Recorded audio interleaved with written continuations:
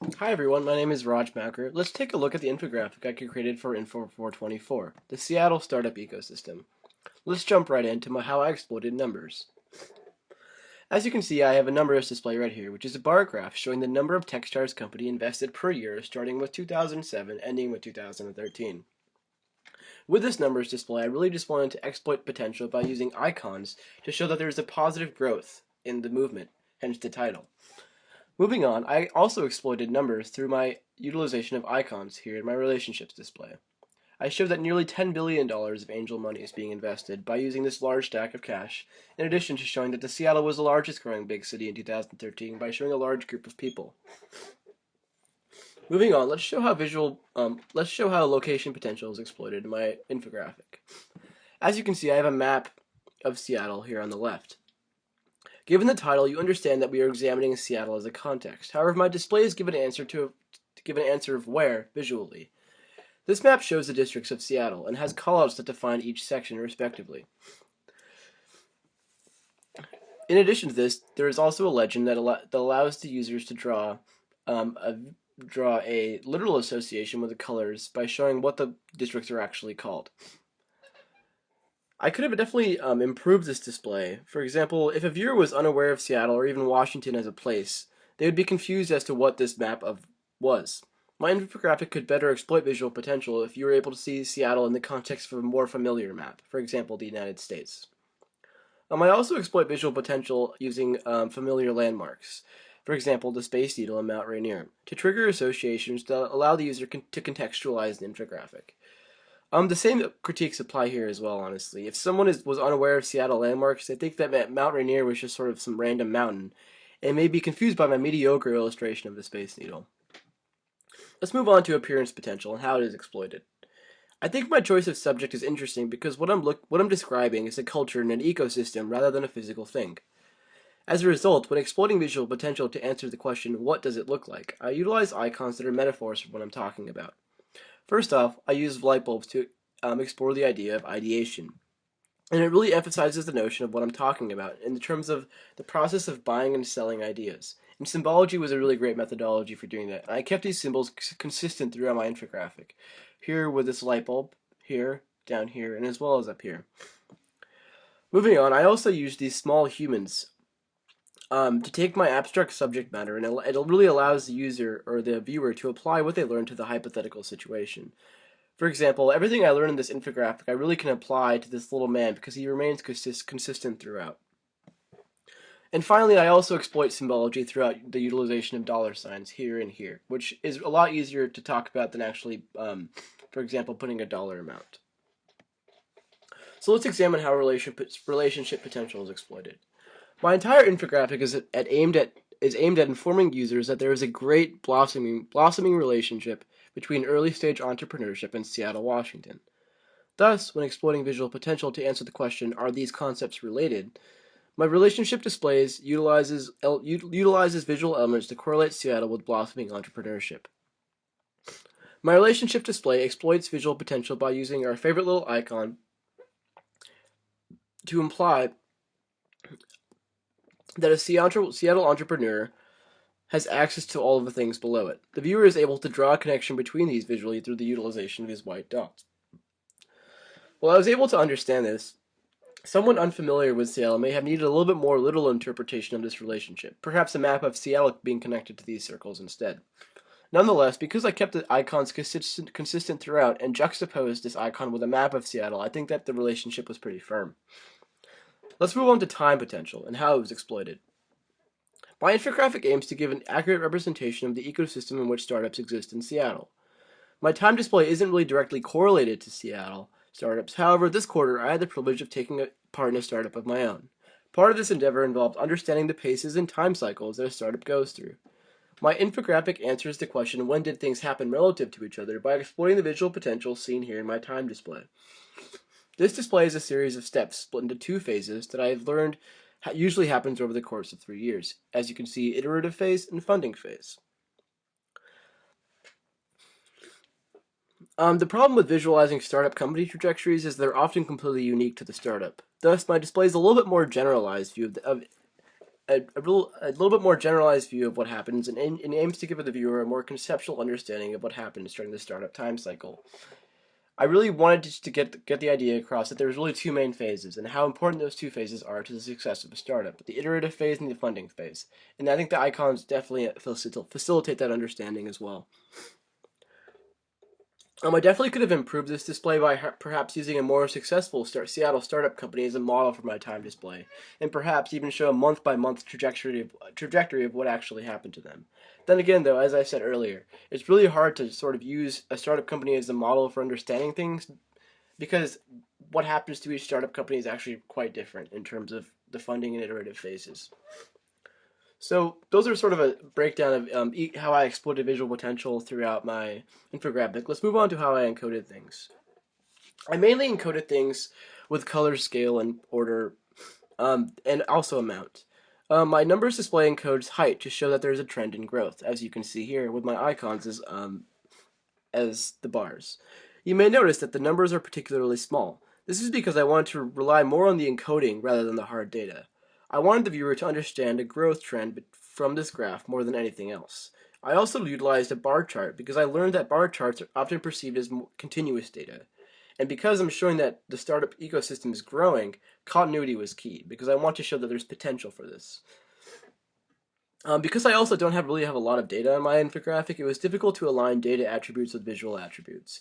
I definitely could have done a lot more research during the process to get more data points on things, such as the amount of companies that have filed for LLCs in the past 10 years. I could have also done a better job of encoding the large stacks of money in my relationships display. I mean, $10 billion is a huge number. I could have made a much larger deal out of it by encoding it for scale. Let's move on to how I encoded for color. I used colors similarly to the way my color model uses them in the same complementary style seen here. For example, I used the same background color and border color. I emulated my color model by using more neutral colors to serve as background or organizational elements, and brighter colors for more key areas of understanding. Let's take a look. Throughout the infographic, I used a bright orange to trigger associations with ideation. This orange color serves to highlight the importance of ideation to the startup ecosystem. I used color to encode the districts of Seattle. This legend allows the viewer to draw associations with what I'm encoding. For example, purple with the university district.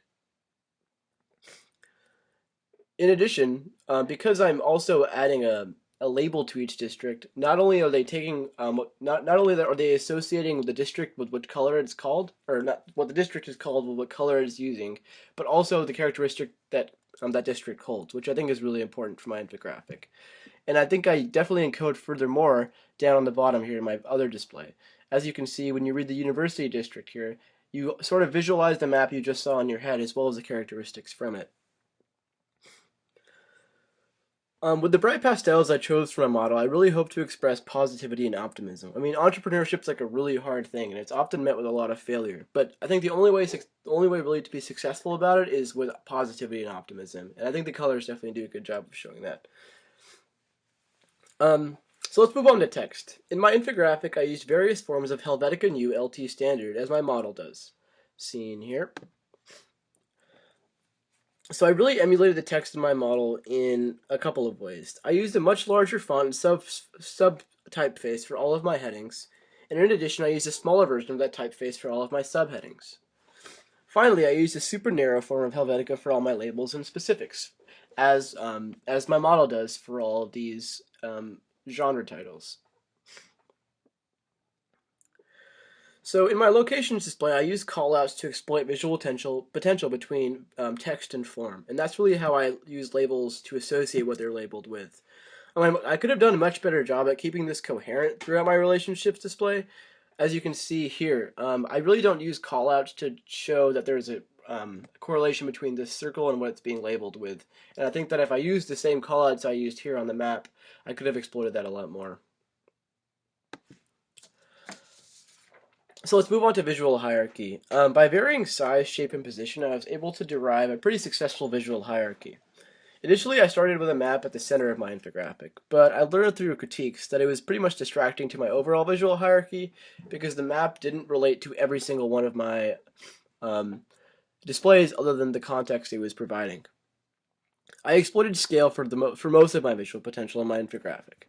I believe that my relationship and location displays were by far the most important for understanding. As a result, these are on the far right and far left sides of my infographic. Stuff between these are my time and numbers displays, which are less important visually. Nonetheless, because I use scale to highlight the ones on the left and the right, I think that you're sort of forced as a viewer to look at the ones in the middle. As the goal of my infographic was to give a representation of something, I wanted all of the information about the subject to be viewable all at once, which is sort of contrary to a lot of infographics, which sort of employ a top-down approach of understanding. Hence the horizontal layout. Nonetheless, I exploited my bottom visuals here as a way of guiding the reader throughout the infographic. First, you can see that it obviously spans the entire infographic, sort of unifying it in a horizontal form.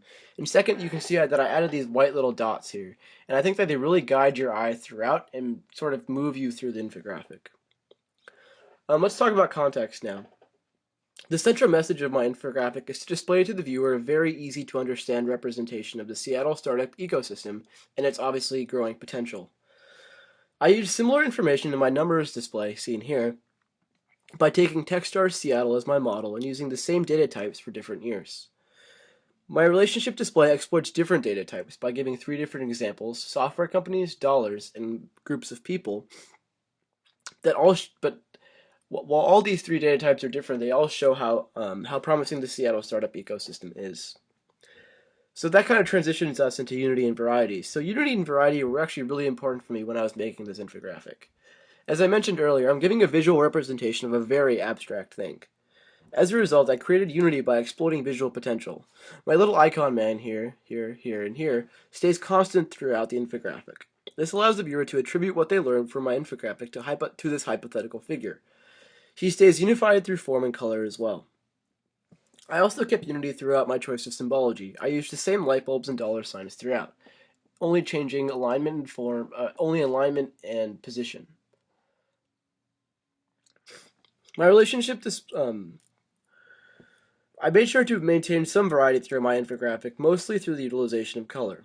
The colors I chose get more and more varying as you move from left to right.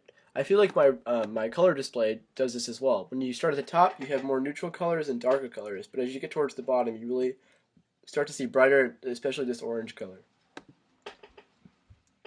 I feel like by emulating this, I keep the viewer visually interested in what I'm showing. In terms of layout, I really laid out these displays in no specific order, other than my locations display.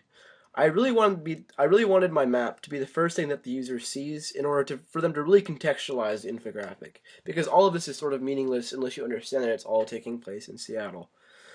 Because my displays are sort of all related nonetheless, I sort of used this dotted line to differentiate and compartmentalize my displays as opposed to a solid line, which I think differentiates them a lot more.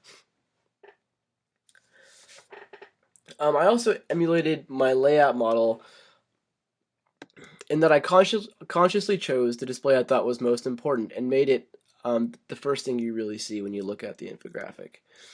I differed from my layout model in that it is really composed of 2 main sections and that they're clearly separated by both visual elements and color. And I have a lot more compartmentalized displays to show than this one does. So my display is aligned in 3 main vertical columns with a unifying horizontal element at the bottom. I emulated my model here because we can see that all the statistics are shown above the main visual element. But nonetheless, all of those main textual elements are related to the visual element. The same applies to my map of Seattle. I wanted the viewer to understand that everything I was describing was actually happening within this context. So that pretty much concludes my analysis of my infographic. And if you want to learn more, please take a look at my design process as well as my models. Thanks again, and it was a pleasure taking this class.